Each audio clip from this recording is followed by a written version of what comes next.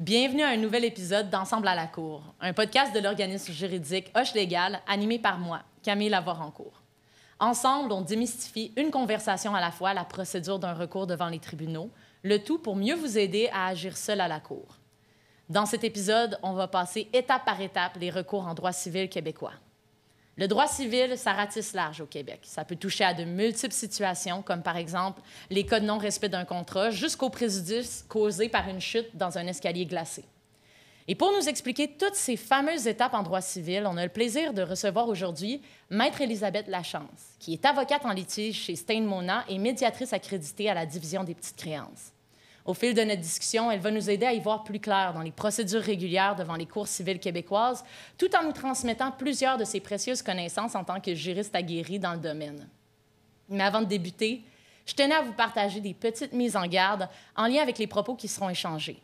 Premièrement, il est important de savoir que toutes les informations juridiques évoquées aujourd'hui ne constituent en aucun cas des conseils ou des avis juridiques. De plus, aucune opinion jurisprudentielle ne sera exprimée au courant de l'épisode et sachez que toutes les informations juridiques qui seront abordées reflètent le droit en vigueur au moment de l'enregistrement de cet épisode. Pour avoir accès aux liens menant aux diverses ressources qui seront mentionnées au courant de l'épisode et pour en connaître un peu plus sur l'organisme Hoche Légal, nous vous invitons à consulter notre page web hochelégal.ca, en plus de vous abonner à la page Facebook et au compte Instagram de l'organisme @hochelégal. Bonne écoute!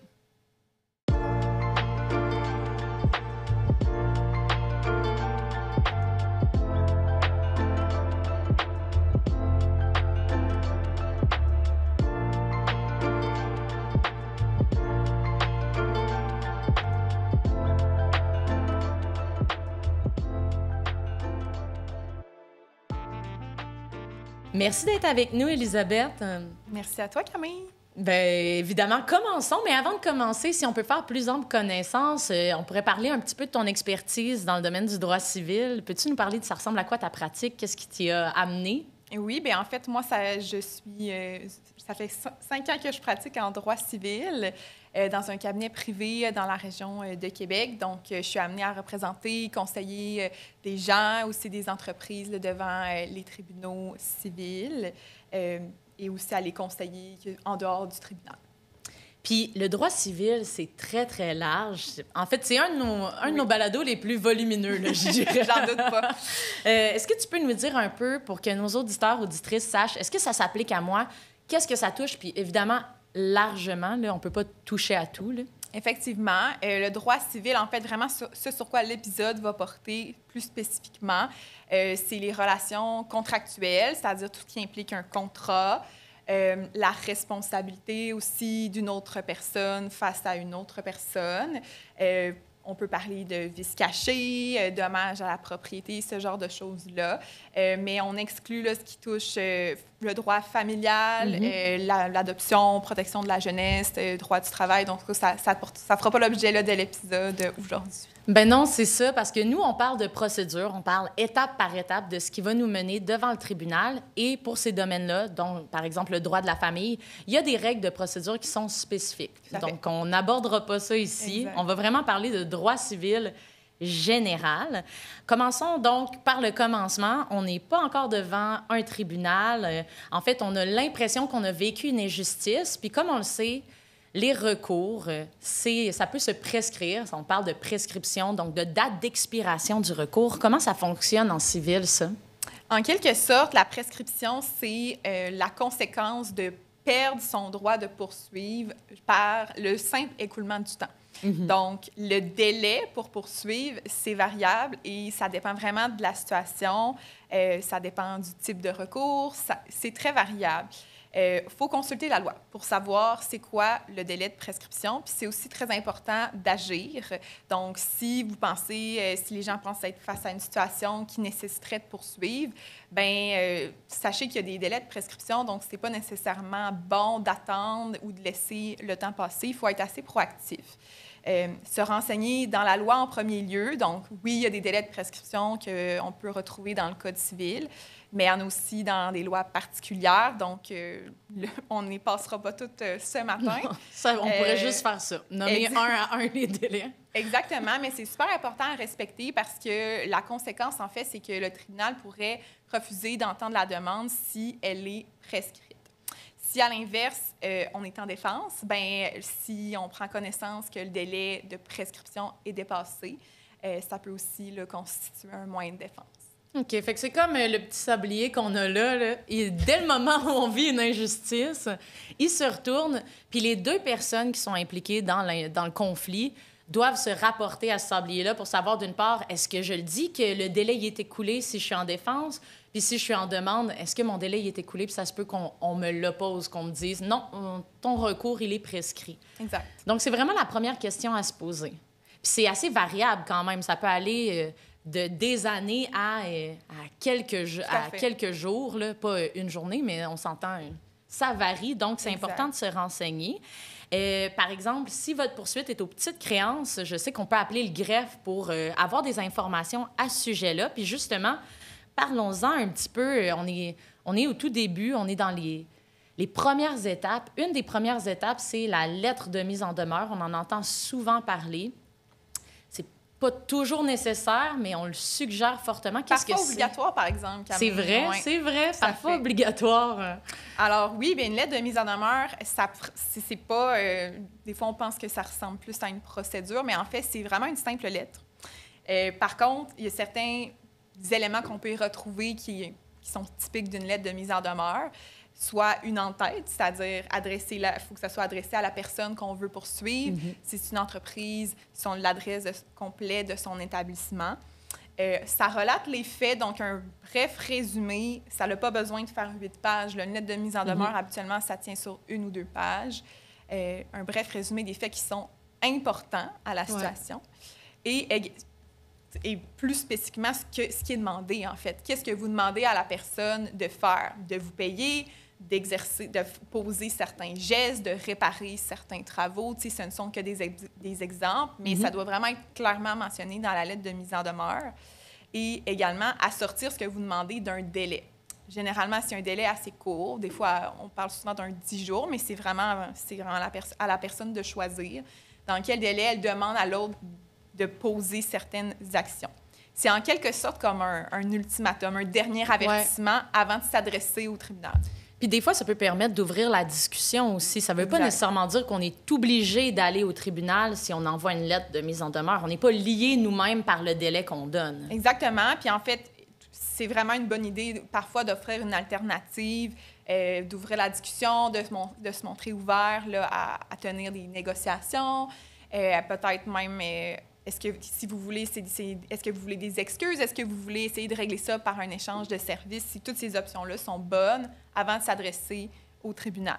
Il faut juste s'assurer d'être confortable avec le contenu. Parce que la lettre, une fois que c'est écrit, c'est un peu difficile de revenir en arrière puis de changer ses arguments. Il faut vraiment, si vous voulez rédiger une lettre de mise en demeure ou y répondre, c'est important là, de se renseigner déjà à cette étape-ci par rapport aux droits applicables puis aux arguments que vous aimeriez, que les gens aimeraient, qu'est-ce qu'on aimerait écrire dedans, là. C'est ça, c'est une lettre, mais c'est aussi une lettre qui a une valeur juridique, donc qui a une valeur devant le tribunal. Donc, c'est pas le temps d'exagérer, c'est pas le temps de compter nos sentiments nécessairement. C'est pas un journal intime. C'est vraiment le début du processus, donc il faut faire attention un peu à ce qu'on dit là-dedans. Exact. Puis en fait, c'est sûr que la mise en demeure en tant que telle, elle n'a pas de conséquences sur le délai de prescription dont on vient de parler. Par contre, elle peut avoir certains effets juridiques. Par exemple, si dans la lettre de mise en demeure, on réclame un certain montant d'argent, on demande à l'autre personne de nous payer. La lettre de mise en demeure, ça peut correspondre au départ du calcul des intérêts. Par exemple, si le contrat prévoit qu'il y a des intérêts, si vous voulez réclamer des intérêts, bien, la réception de la mise en demeure peut correspondre au point de départ de ce calcul-là. Donc, effectivement, dans certaines circonstances, c'est pour ça qu'on dit que c'est fortement recommandé d'en envoyer une. Puis donc, ça n'arrête pas le sablier, mais ça a d'autres effets en droit. Puis ces effets-là, on va les savoir ou on les connaît peut-être déjà, mais ils vont se manifester une fois qu'on est au tribunal. C'est ça. Puis qu'est-ce qu'on fait si on reçoit une lettre de mise en demeure? En fait, il y a autant de réponses que de choix. Vous êtes pas obligé, les gens ne sont pas obligés de répondre à la lettre de mise en demeure. Il n'y a pas d'obligation qui est rattachée à ça. Par contre, ça peut être une belle occasion justement d'exposer son point de vue à l'autre personne, d'expliquer rapidement c'est quoi les arguments, pourquoi vous pensez ne pas devoir une certaine somme, par exemple. Et ça peut mener à une conclusion qui est différente que celle d'aller devant le tribunal. Ça peut aussi permettre, à l'inverse, de démontrer qu'on est ouvert à trouver un terrain d'entente. Donc, c'est vraiment, je vous dirais, vous devez considérer la possibilité d'y répondre, mais ce n'est pas une obligation de le faire. Puis quand on l'envoie de l'autre côté de la lettre, quand on envoie la lettre, est-ce qu'il y a une manière précise de le faire? Est-ce que ça peut être par courriel, déposé dans la boîte à mal? Il y a plusieurs options, mais l'important, c'est qu'on conserve une preuve de réception de la lettre de mise en demeure par l'autre personne. Fait que ça peut être par huissier. Ça, c'est la méthode la plus, je dirais, peut-être la plus dispendieuse. Il y a des frais reliés à ça. Mais ça peut être par poste recommandé. Encore là, il y a des frais, mais peut-être moindres. Ça peut être aussi par un courriel, mais c'est très important de cocher l'option d'avoir une preuve de livraison du courriel et de conserver là, cette preuve-là comme quoi l'autre personne l'a reçue. Parce que sinon, la lettre n'est pas... c'est comme si vous n'en aviez pas envoyé. Parfait. Puis on a parlé d'entente, on a parlé d'arriver à une résolution du conflit. Je veux juste mentionner aux auditeurs, aux auditrices, qu'on a un épisode complet sur tout ce qui est négociation, conciliation, arbitrage, médiation. Donc, si ça vous intéresse ou vous voulez inclure ça dans votre lettre de mise en demeure, vous pouvez en apprendre plus sur l'épisode d'Oche Légal qui s'adresse directement au mode de prévention et de règlement des différends. Donc, on a envoyé la lettre, on a la preuve de réception. Maintenant, on a attendu la fin du délai, parce qu'il faut attendre la fin du délai qu'on a donné. Dans la lettre. Exact. Et là, il ne s'est rien passé, on n'est pas arrivé à une entente. On veut aller déposer une demande au tribunal qui est compétent. Donc, est-ce que tu peux nous expliquer un peu qu'est-ce que c'est la compétence en droit? Bien sûr. En fait, c'est un des premiers éléments sur lesquels il faut s'interroger avant de déposer une demande formelle à la Cour. Il faut identifier à quelle Cour il faut aller déposer la demande. Il y a beaucoup de tribunaux qu'on appelle des tribunaux de première instance. C'est en quelque sorte les tribunaux auxquels les gens vont devoir s'adresser en premier lieu. Dans la province du Québec, les tribunaux de première instance, de manière générale, ce sont la Cour du Québec, qui comporte plusieurs sections, appelons-les comme ça. La division des petites créances en fait partie. Il y a la Chambre civile et également la Chambre de la jeunesse. Et également un autre tribunal qui est la Cour supérieure. Donc, comment on doit choisir à qui s'adresser? Il y a plusieurs règles. Encore une fois, il faut consulter la loi pour savoir à quel tribunal s'adresser, notamment le Code de procédure civile. Mais aussi, il y a d'autres lois qui prévoient que certains tribunaux spécifiques sont compétents pour entendre des demandes dans un certain domaine de droit. Par exemple, si la demande concerne un bail de logement, alors la compétence dans cette matière-là, elle appartient au tribunal administratif du logement et donc il faut s'adresser à ce tribunal-là. Donc, il faut déterminer quel tribunal a le pouvoir de trancher le conflit parce qu'ils n'ont pas tous le même pouvoir d'entendre les mêmes conflits. Puis, c'est à la loi qu'on doit se référer. Évidemment, il y a 1 million de nuances. Quand on est en droit, on est en exception nécessairement. Là, il y en a toujours. On ne peut pas les éviter. Mais règle générale, on entend souvent en civil, pour les personnes qui se représentent seules, les petites créances. Qu'est-ce que c'est, les petites créances? En fait, tu as tout à fait raison. Le principe, parfois, là, la compétence du tribunal, c'est déterminé en fonction du montant qui est réclamé. C'est effectivement le cas là, à la division des petites créances. Donc, si le montant qui est réclamé, si vous demandez un paiement d'une somme de 15 000 $ et moins, à ce moment-là, la demande doit être adressée à la division des petites créances de la Cour du Québec. Il faut faire attention parce que les seuils de montants les montants en tant que tels sont appelés à changer au fil du temps. Mais de manière générale, effectivement, le montant de la réclamation va déterminer là, la compétence des tribunaux. Si le montant est supérieur à 15 000 $, mais qu'il est moins de 75 000 $, à ce moment-là, ça va être à la Cour du Québec qu'il va falloir s'adresser en chambre civile. Si on est entre 75 000 mais moins que 100 000 à ce moment-là, il y a un choix. Il y a la personne qui veut poursuivre a le choix de s'adresser soit à la Cour du Québec, soit à la Cour supérieure. Et si le montant réclamé est de plus de 100 000 à ce moment-là, c'est vraiment à la Cour supérieure qu'il faut s'adresser. Donc, de manière très grossière, là, on pourrait dire plus petit montant, division des petites créances, un peu plus gros montant d'argent qu'on veut, Cour du Québec, encore un peu plus gros, on a le choix tout d'un coup, Cour du Québec, Cour supérieure, puis vraiment gros montant qu'on veut, ben c'est cour supérieure. Oui, encore une fois, c'est super important de se référer à la loi parce que même si vous entrez dans ces montants-là, il y a peut-être des exceptions qui s'appliquent à votre situation. Il y a plein d'exceptions, donc c'est vraiment là, c'est juste une ligne directrice pour voir où aller chercher en premier, mais les recherches sont nécessaires parce que si on ne dépose pas la demande dans le bon tribunal, ça peut se retourner un peu contre nous. Tout à fait. En fait, le tribunal peut refuser d'entendre la demande et même l'autre personne pourrait demander que la demande soit rejetée ou même transférée à un autre endroit. Là. Donc, effectivement, là, ça peut avoir des conséquences. Donc, on a déjà 2 questions à notre liste de questions. Est-ce que notre recours est prescrit? Est-ce que le sablier est terminé et c'est tout écoulé le sable?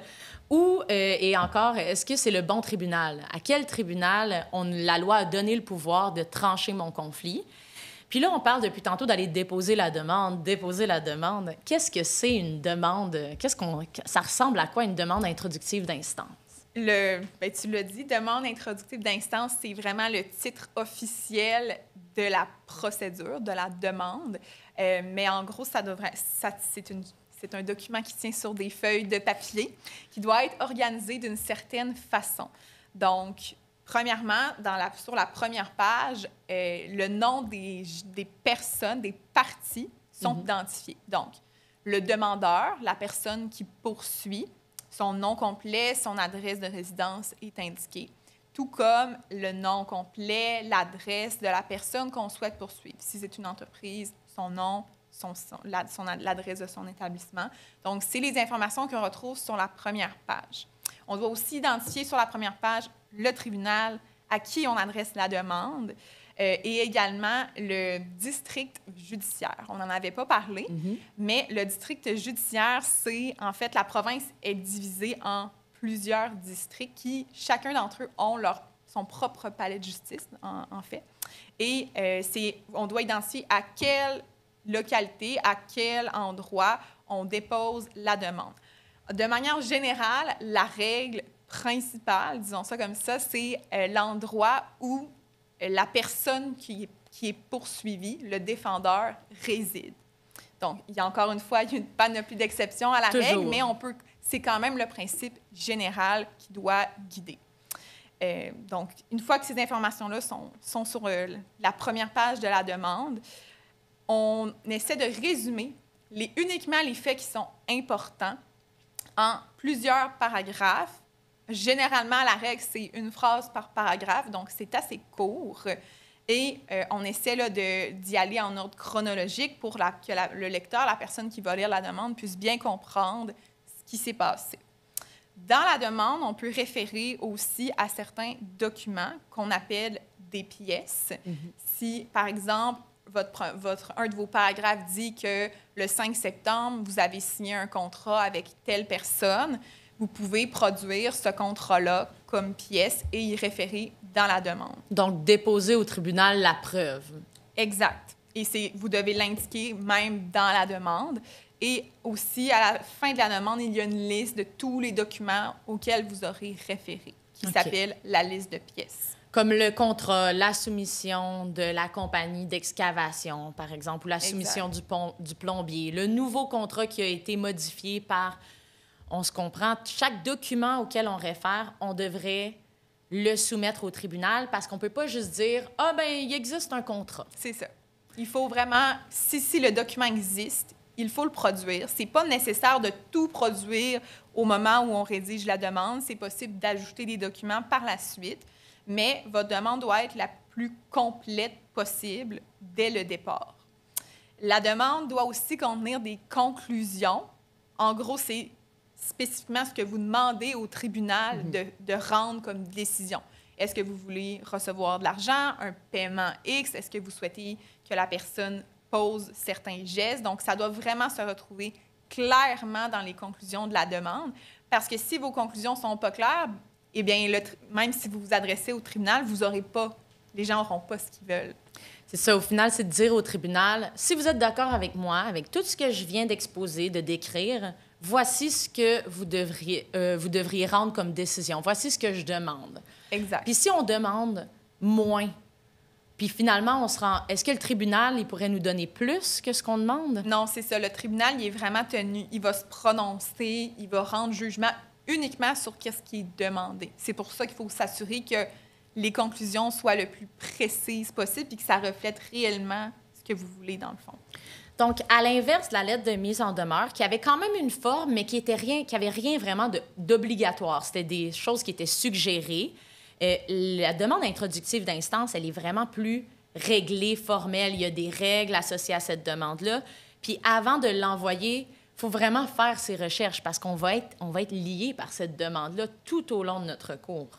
Tout à fait. C'est super important aussi de faire preuve de politesse, de courtoisie dans qu'est-ce qu'on indique dans la demande parce que, sauf exception, là, ce document-là va être public. Donc, c'est important d'être bref, concis et d'être courtois là, dans ce qu'on écrit à l'intérieur. C'est pas un rose battle. C'est ça.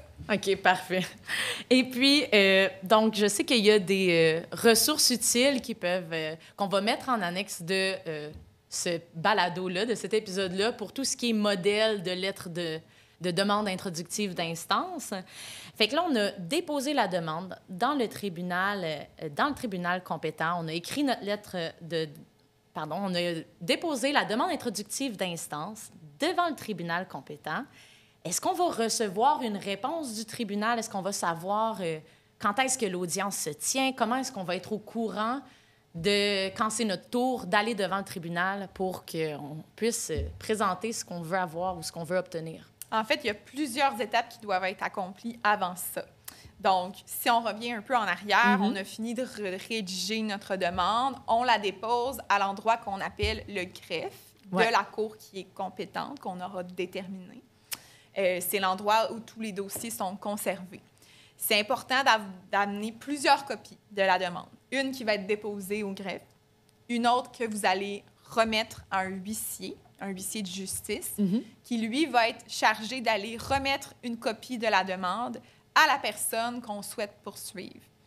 C'est obligatoire. Cette étape-là, elle doit être obligatoirement faite par un huissier. C'est pas comme la lettre de mise en demeure où on pouvait choisir. Là, c'est obligatoire. Il faut la signifier. Oui, puis c'est important. C'est pour vraiment s'assurer que la personne l'a reçu. Le huissier de justice aussi, c'est son travail de le faire. Donc, c'est important de contacter un huissier. Évidemment, il y a des frais rattachés aussi à ce service-là.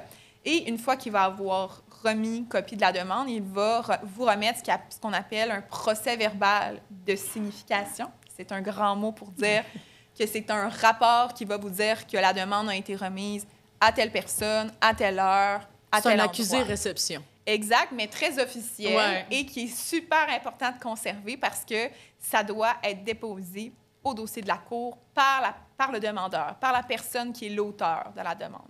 Parfait. Donc, le mot-clé au début, c'est greffe et huissier.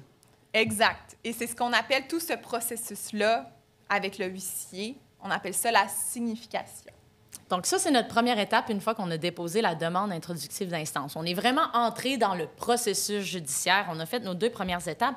Ensuite, qu'est-ce qui se passe? En fait, et c'est là que si vous vous faites poursuivre, que vous recevez vous-même une demande introductive d'instance, si le huissier vous remet ce document-là, il faut agir. Il ne faut pas mettre ça de côté puis laisser ça attendre.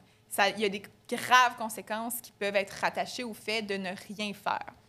Et dans la demande, c'est important de la lire au complet, de la première page à la dernière page, parce que les dernières pages on va y retrouver ce qu'on appelle l'avis d'assignation et toutes les étapes à suivre pour répondre à la demande.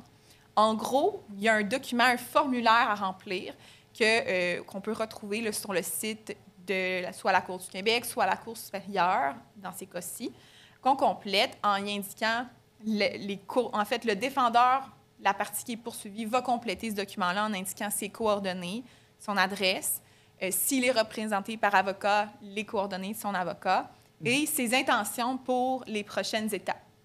Est-ce qu'il veut contester la demande? Puis il y a, en fait, dans le formulaire même, il y a d'autres options, mais c'est ce document-là qu'on appelle la réponse qui doit être complété dans les 15 jours qui suivent la réception de la demande introductive d'instance. Donc, c'est assez court et c'est pour ça qu'il faut réagir rapidement. Fait qu'on a cette liste d'étapes par étape.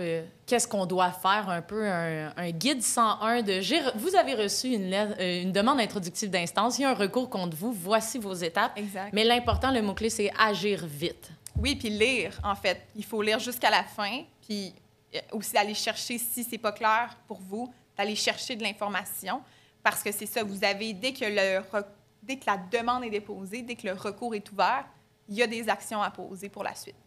Donc là, les 2 personnes qui sont en jeu dans le conflit sont intégrées dans le processus judiciaire. On a les 2 joueurs en jeu. Qu'est-ce qui se passe ensuite? La personne, elle a répondu, elle a fait sa réponse. Le défendeur a rendu sa réponse. Est-ce qu'on est à l'étape... comment est-ce qu'on sait quel est l'agenda? Quel est l'agenda de notre recours, si on veut, les dates importantes? En fait, ça dépend vraiment du tribunal, devant quel tribunal le dossier a été déposé. Mais si vous êtes devant la Cour supérieure, l'agenda auquel tu réfères, effectivement, il y en a un à compléter, une espèce de calendrier qui prend la forme d'un formulaire et qu'on appelle le protocole de l'instance. Donc, encore une fois, c'est un formulaire qu'on peut télécharger, remplir, qu'on peut trouver sur le site de la Cour supérieure et qui doit être complété par toutes les personnes qui sont impliquées dans le dossier. Donc, le demandeur, le défendeur et s'il y a d'autres parties. Tout le monde doit indiquer les étapes qu'il veut faire et aussi dans quel délai il a l'intention de le faire. Il faut qu'on s'entende sur une version finale. Une fois que tout le monde est d'accord avec la version finale, elle est signée par chacune des personnes et ça peut être aussi signé par les avocats de ces personnes-là s'ils en ont. Et ce document-là, le protocole de l'instance, l'agenda, il est déposé au dossier de la Cour. Et à partir de ce moment-là, tout le monde est tenu de le respecter. Les dates sont fixes. Exact. Parfait. Donc, on a établi notre agenda, notre calendrier. Encore une fois, on le répète, le protocole de l'instance.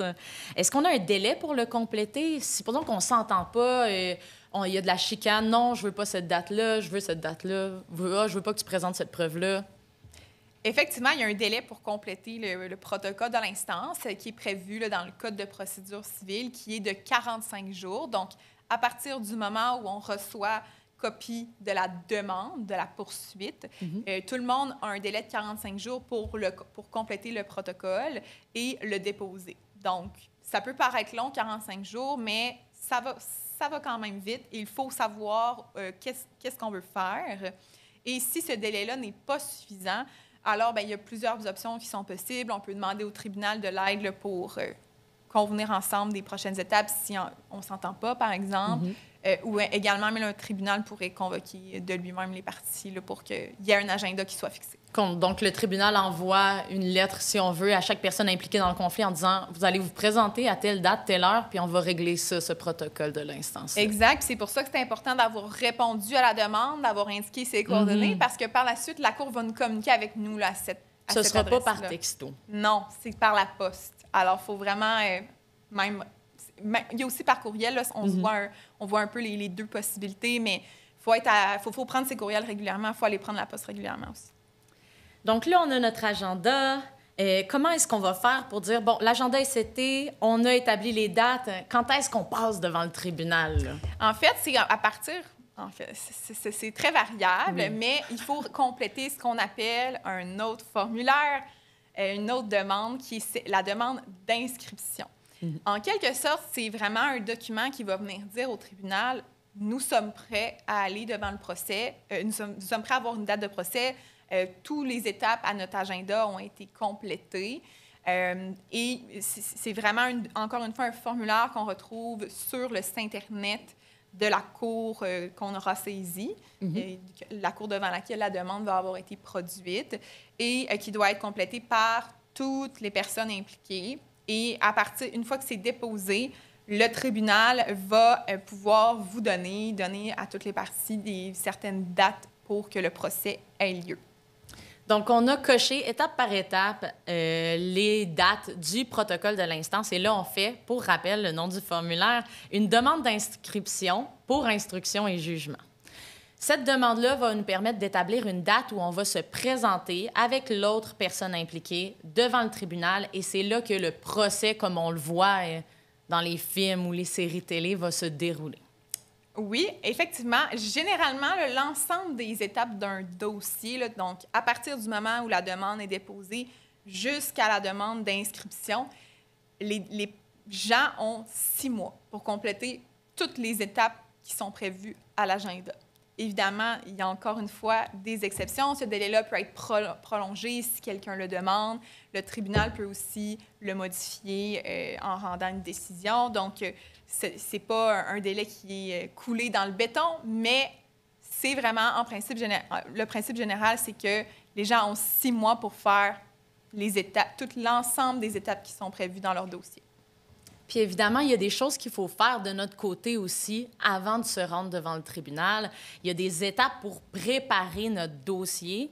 Comment est-ce qu'on fait ça? Qu'est-ce qu'on devrait faire de notre côté, au-delà du protocole de l'instance? Oui, une fois que toutes les étapes du protocole sont complétées, il y a une certaine préparation à faire en vue du procès. Puis c'est pas recommandé d'attendre à la dernière minute. Là. Il faut se préparer à l'avance, au moins 1 mois avant, là, tout dépendant de votre situation.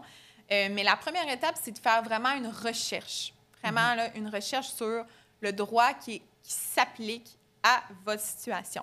Pour ça, il y a plusieurs outils qui existent, des moteurs de recherche sur Internet qui sont gratuits pour essayer de trouver quelle est la loi qui s'applique.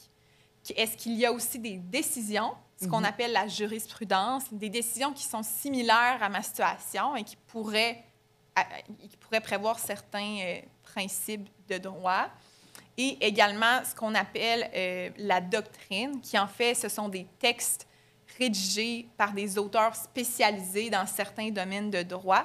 Ça aussi, là, ça peut être consulté dans le cadre de la recherche pour connaître un peu les règles de droit qui s'appliquent.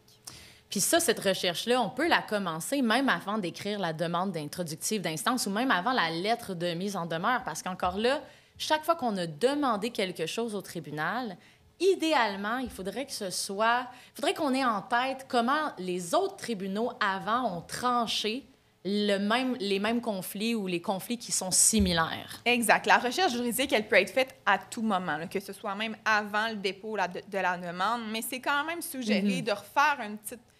Se mettre à jour. Exactement, pour juste s'assurer qu'il n'y ait pas eu de nouvelles règles ou de nouvelles décisions rendues sur le même sujet avant que nous-mêmes, on se présente devant le juge. Puis ça, c'est tout ce qui est droit, mais pour tout ce qui est fait, qui sont vraiment spécifiques à mon histoire, mon conflit. On parle des fois de témoins. Comment est-ce qu'on fait pour savoir si on veut des témoins, si on en a besoin? En fait, c'est vraiment relié à la recherche qu'on va avoir faite. La recherche, idéalement, va avoir permis d'identifier les éléments en droit que vous devrez prouver au juge pour qu'il vous donne raison, pour qu'il vous donne ce que vous souhaitez obtenir. Par exemple, si vous poursuivez votre voisin parce que vous êtes tombé dans son entrée qui était glacée, les éléments qui doivent être démontrés au tribunal, c'est premièrement une faute, c'est-à-dire l'entrée était mal déneigée, déglacée. Deuxièmement, que vous vous êtes blessé, que vous avez eu des douleurs, que vous avez dû manquer du travail, que vous avez eu des pertes de revenus reliées à cet événement-là.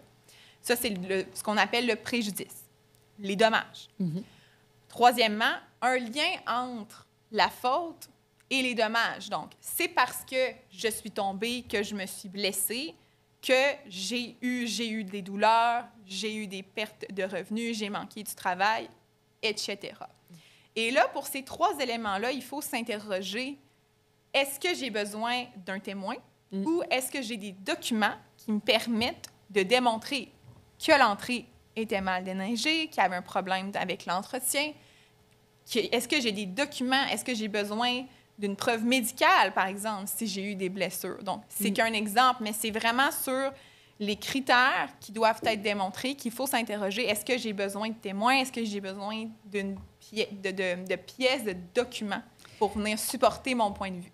Parce que le tribunal, il n'est pas là avec nous quand l'histoire se passe, évidemment, mais il va falloir lui présenter d'une manière qui le convainc. Et nécessairement, par exemple, on peut venir dire au tribunal, mais l'entrée, elle était glacée, pour reprendre l'exemple.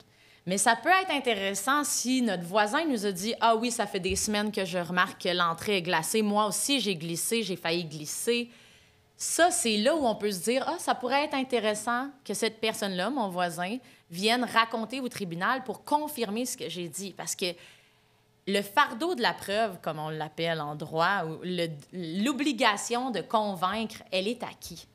Elle appartient à la personne qui s'adresse au tribunal. Donc, la personne qui poursuit, c'est elle qui a le fardeau de la preuve, le fardeau de démontrer qu'elle dit que l'événement a réellement eu lieu. Et il doit le démontrer avec selon ce qu'on appelle la balance des probabilités. Donc, si on a le plateau de la justice, par exemple, il faut montrer que le plateau penche un peu plus de notre côté que l'inverse. Donc, il faut montrer que c'est à peu près 51 % de chances que ça se soit produit comme je le raconte ou comme mes témoins vont venir le raconter. C'est plus simplement s'il y a quelqu'un qui a vu votre chute, s'il y a quelqu'un qui a vu l'accident, bien, c'est sûr que cette personne-là pourrait venir témoigner à titre de témoin ordinaire. C'est comme ça qu'on les qualifie. C'est pas parce que ce sont nécessairement des gens Tout ordinaires. le monde est unique. Tout le monde est un flocon de neige avec un monde intérieur. Mais en droit, il y a des témoins ordinaires puis des témoins experts. C'est ça. C'est juste pour les différencier des témoins experts. Un témoin ordinaire va venir à la cour pour venir raconter ce qu'il a vu, ce qu'il a entendu, ce qu'il a pu même écrire, tandis qu'un témoin expert, lui, va être autorisé à donner son opinion, habituellement sur un sujet qui est plus technique, là, qui nécessite une connaissance ou une certaine expérience. Par exemple, un ingénieur qui viendrait témoigner, donner son avis sur est-ce qu'un bâtiment est conforme aux normes du bâtiment, par exemple. Donc, tu sais, ça, c'est un témoin expert qui va devoir donner son opinion si c'est nécessaire là, dans votre cas. Ma meilleure amie ne peut pas venir dire « Mon terrain n'était pas nivelé, il était croche quand je me suis assise sur une chaise. » Bien, je le voyais à l'œil. C'est ça.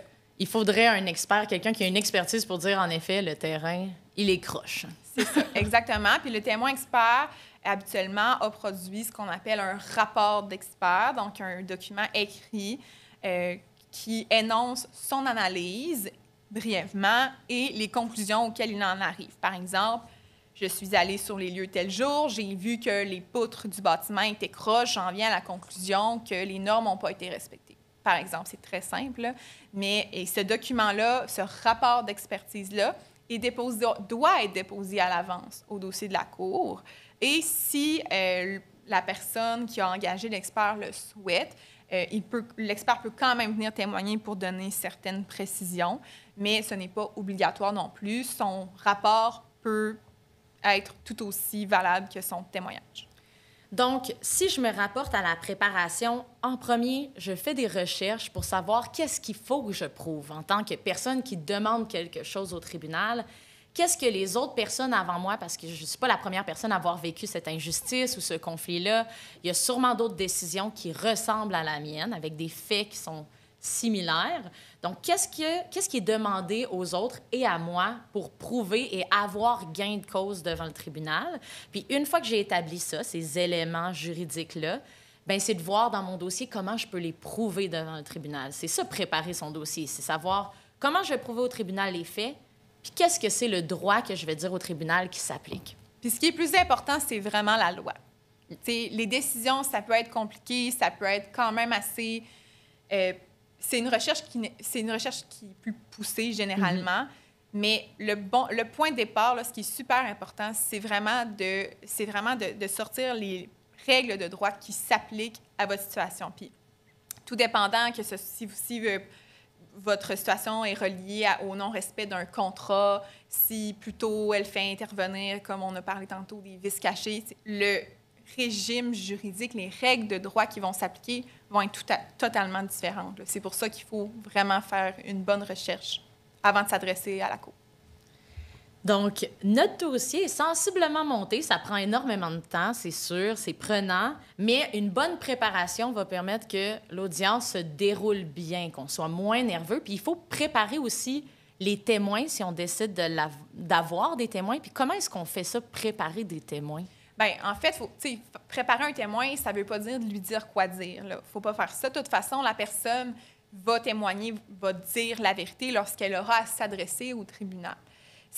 Qu'est-ce qu'on veut dire par préparer un témoin? C'est de savoir à l'avance qu'est-ce qu'il peut apporter à votre point de vue. Il faut connaître la version du témoin en avance pour savoir quelles questions on veut lui poser. Ce n'est pas au moment où on pose des questions devant le juge que c'est notre première fois qu'on rencontre la personne. Idéalement, on essaie de lui avoir parlé avant, de lui avoir laissé l'opportunité de raconter son histoire, puis d'identifier quels sont les éléments qui, pour moi, sont importants et que j'aimerais qu'ils viennent dire, expliquer au juge. Et pour ça, il faut avoir préparé une liste de questions qu'on veut poser à notre témoin. Généralement, c'est des questions qui doivent être directes, donc qui commencent par quand, où, qui, pourquoi, comment. Donc, des questions qui ne laissent pas suggérer une réponse. On ne peut pas mettre des réponses dans la bouche de notre témoin. On ne peut pas dire « N'est-il pas vrai que... » Non, non, non, non, non, non. Est-ce que c'est vrai que vous étiez à tel endroit, à tel moment, avec telle personne, puis que telle chose s'est dite? Ça, c'est témoigner à la place du témoin, en fait. Puis au final, le tribunal, il ne peut pas retenir que c'est la version de la personne qui parle parce qu'elle fait juste dire oui ou non. C'est beaucoup mieux de lui laisser dire son histoire, ce qu'elle a vu et entendu ou ce qu'elle a pensé, de penser évidemment pas dans l'opinion, de telle situation. Exact. Il faut se rappeler les principes d'une entrevue, là. Où vous étiez, avec qui vous étiez, quand, pourquoi. T'sais, vraiment des mots-clés comme ça qui vont pouvoir juste guider le témoin puis lui faire raconter uniquement ce qui est important. Donc, notre dossier est sensiblement préparé. Et là, j'aimerais maintenant qu'on aborde ce qui se passe le jour où on se présente devant le tribunal. En fait, si on peut diviser les grandes étapes d'un procès, disons ça comme ça, bien, ça commence par la présentation de la preuve du demandeur. Donc, on le disait tantôt, celui qui a le fardeau de la preuve, c'est la personne qui poursuit. Donc, c'est la première personne qui va avoir à présenter sa preuve. Ensuite, le défendeur, la personne qui est poursuivie, va devoir également présenter sa preuve. Une fois que ces deux étapes-là sont faites, ce qui se passe, en fait, c'est l'argumentation. Ce sont les plaidoiries. Donc, à tour de rôle, les gens, les parties, les personnes qui sont impliquées dans le dossier vont avoir l'opportunité de faire ce qui s'apparente à un exposé oral, d'expliquer au juge, d'essayer de le convaincre, d'argumenter par rapport à son point de vue à lui. Donc, ça, c'est ce qu'on appelle les plaidoiries. D'accord. Donc, si on revient un peu, la présentation de la preuve, c'est vraiment les faits.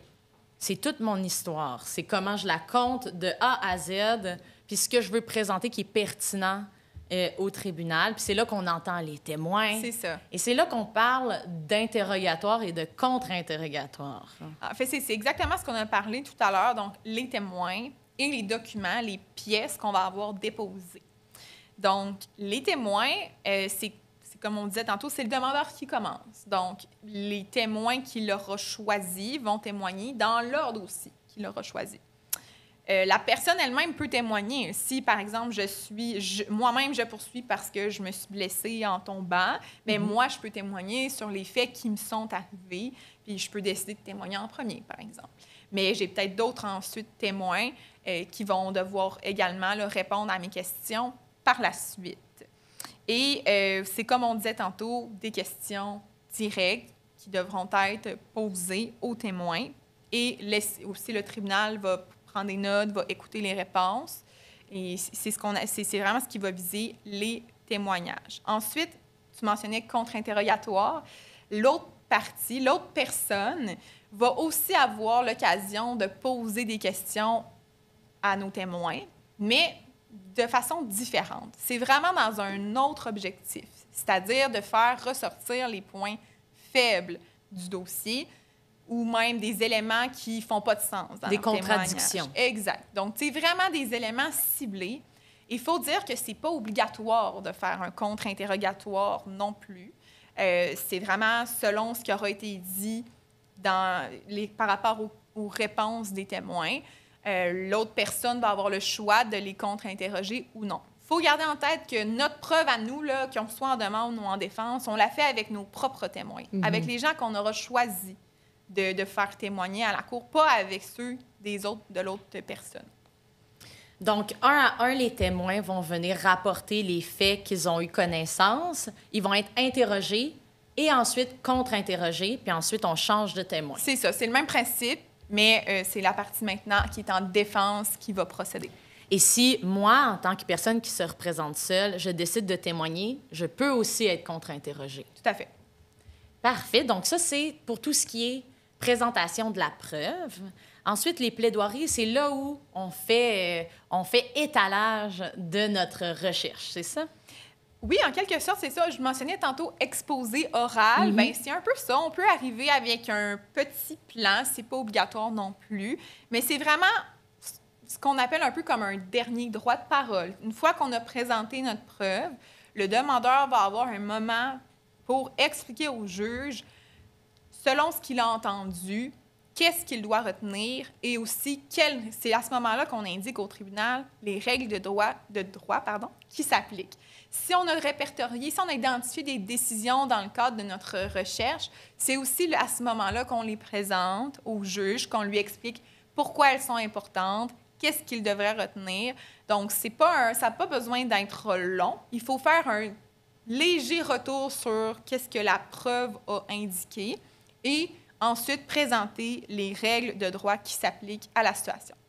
Puis là, on ne sera pas interrompu. Il n'y a pas de contre-plaidoirie. Bien, il y a la personne en défense a sa propre plaidoirie, mais c'est notre moment à nous où on peut exposer ce qu'on demande au tribunal, les raisons pour lesquelles on pense que le tribunal devrait trancher en notre faveur, puis on ne sera pas interrompu par l'autre partie. Non, puis si l'autre partie fait sa plaidoirie, c'est super important de respecter son droit de parole. Chaque personne va avoir son tour.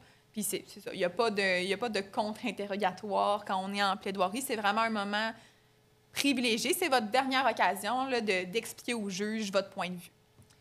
Puis, quand c'est fini, les plaidoiries, est-ce que le juge y rend sa décision, il tranche le conflit directement? Est-ce qu'on quitte pour la journée puis on revient le lendemain? C'est variable. Encore une fois, ça dépend vraiment des dossiers. Des fois, c'est quand même rare, mais parfois, le juge va rendre décision immédiatement. D'autres fois, il va prendre la cause en délibéré. C'est comme ça qu'on appelle ça. Ça veut dire que les parties les gens ont terminé de présenter leur dossier, vont retourner chez elles et on attend de recevoir une copie de la décision en tant que telle qui va être rendue par le juge. Généralement, le juge a 6 mois pour rendre sa décision. Donc, il va en délibérer, il va réviser le dossier, réviser ses notes et va rendre une décision par écrit. Le délibéré, c'est un peu la période de réflexion de la personne qui juge pour dire, bon, comment est-ce qu'on tranche ce dossier-là? Et d'attente pour les gens. Exactement. Ça peut de l'autre côté, c'est long. Tourner les pouces. C'est nécessaire. Un dossier, ça peut parfois être compliqué. Il y a plusieurs règles qui peuvent s'appliquer, plusieurs exceptions. Donc, ça prend nécessairement un certain temps là, pour que le juge puisse tout assembler les pièces du casse-tête et arriver avec sa décision. Puis la décision, on la reçoit comment? Généralement, c'est une décision qui va être écrite. Ça peut être par la poste ou par courriel, tout dépendant. Chaque juge a sa façon de procéder. Puis à la lecture, là, on a fait le procès, on est maintenant après le procès avec la décision en main, et à la lecture, on n'est peut-être pas d'accord. Qu'est-ce qu'on peut faire? En fait, on peut aller en appel de la décision, mais c'est plus compliqué que simplement de ne pas être d'accord ou si la personne est déçue. Généralement, la partie qui perd est déçue de la décision. C'est pas suffisant pour... Vous pouvez aller en appel, mais ça ne veut pas nécessairement dire que la décision va être modifiée, va en être changée. pour aller en appel, il faut indiquer au tribunal auquel on s'adresse que la décision du juge a une erreur qui est à ce point importante que la décision aurait été différente. Donc, c'est vraiment une erreur déterminante qui doit être, qu'on doit indiquer là, à la Cour. Puis, au Québec, généralement, le tribunal d'appel, c'est la Cour d'appel, son nom le dit, mais il y a également d'autres, il faut encore une fois identifier le bon tribunal à qui on doit s'adresser quand on veut appeler de la décision. Donc, un appel, c'est pas de repartir en neuf, on recommence à zéro le processus qu'on vient d'expliquer, puis, mais devant une autre cour, la cour d'appel cette fois. On est vraiment lié par la décision, le jugement. Puis, si on veut aller en appel, il faut cibler quelque chose, pointer quelque chose dans le jugement, puis dire ça, c'est pas correct en droit, ou il y a vraiment une erreur dans l'application du droit aux faits. Exact. Il faut trouver une erreur dans le jugement. On est lié un peu par ça. Oui, puis il n'y a pas de nouvelle présentation de preuves. Ce qu'on a parlé tantôt avec les témoins, les documents, il n'y a pas ça quand on en appelle d'un jugement. C'est vraiment des erreurs sur les règles de droit qui doivent être identifiées. Puis, tout ce processus-là implique quand même des frais. Est-ce que c'est possible d'avoir un remboursement des frais si finalement le tribunal tranche en notre faveur? En fait, certains frais peuvent être remboursés. C'est ce qu'on appelle les frais de justice.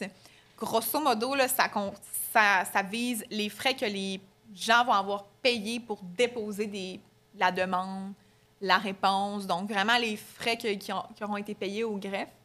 Ça peut aussi inclure les frais de huissier quand une personne retient les services d'un huissier pour aller porter certains documents. Ces frais-là peuvent être remboursés. Encore faut-il les avoir réclamés dans la demande. Donc, c'est super important. Le juge ne pourra pas vous les donner, ordonner un remboursement de ces frais-là s'ils n'ont pas été demandés. Alors, ces frais-là peuvent être remboursés. Par contre, si la personne a retenu les services d'un avocat, ce n'est pas le même principe qui s'applique et c'est dans des cas exceptionnels où les frais d'avocat peuvent être remboursés. C'est quelque chose de différent des frais de justice.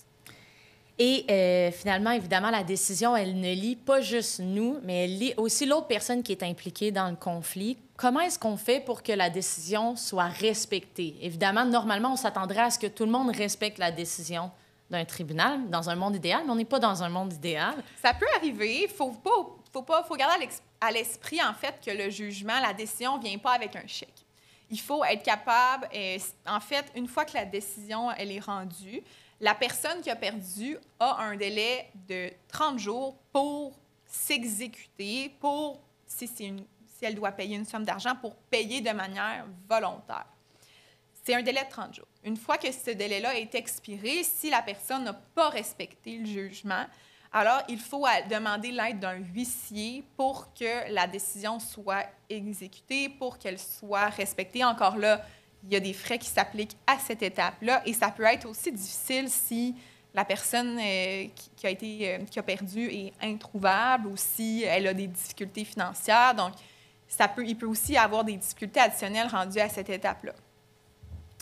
Donc, on est un peu passé avec ça de l'étape 0 à l'étape finale. On est passé du début d'une procédure à la fin, une fois qu'on obtient le jugement.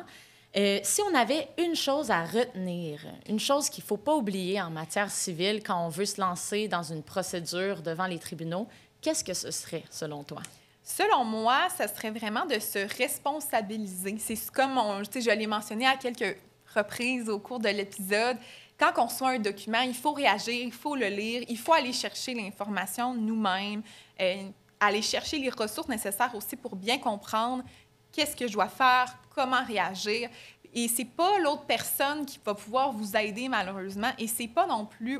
Le tribunal est limité aussi dans qu'est-ce qu'il peut faire. Là. Donc, c'est vraiment à la partie le demandeur, la personne qui poursuit, mais également à la partie qui se fait poursuivre, de se responsabiliser et d'aller chercher toute l'information nécessaire pour faire valoir ses droits.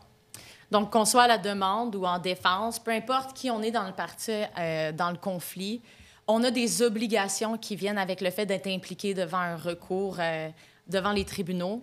Puis, c'est à nous de prendre nos responsabilités en main puis de s'assurer qu'on ne se retrouve pas perdant d'une manière ou d'une autre dans ce dossier-là. Puis c'est pas juste en perdant notre cause qu'on peut se retrouver perdant. Comme on l'a dit, ça peut être en ne répondant pas tout simplement à une demande introductive d'instance. Exact. Puis il y a plein de ressources qui existent aussi qui vont être en référence là, au balado d'aujourd'hui, mais vous pouvez aussi, il y a beaucoup d'outils en ligne, le site Internet d'Éducalois, il y a plein d'informations fiables, juridiques qui sont disponibles, qui sont à la disposition de tout le monde. Et également les centres de justice de proximité qui peuvent être un bon point de départ lorsqu'on veut aller chercher de l'information vraiment légale qui s'applique à notre situation. Merci beaucoup, Elisabeth. Alors, voilà qui termine cet épisode d'Ensemble à la Cour. On a eu le plaisir de s'entretenir étape par étape sur les étapes procédurales devant les tribunaux civils avec Maître Elisabeth Lachance. Pour accéder à toutes les ressources qui ont été mentionnées, que ce soit les sites web, les centres de proximité de justice qui sont proches de chez vous, ou simplement pour avoir accès à des ressources additionnelles, on vous invite à vous rendre sur la page de l'OBNL Hoche Légal, donc hochelégal.ca, ou de nous suivre sur Facebook ou Instagram, @hochelégal. Je m'appelle Camille Lavoie-Rancourt et je vous dis à la prochaine pour un autre épisode.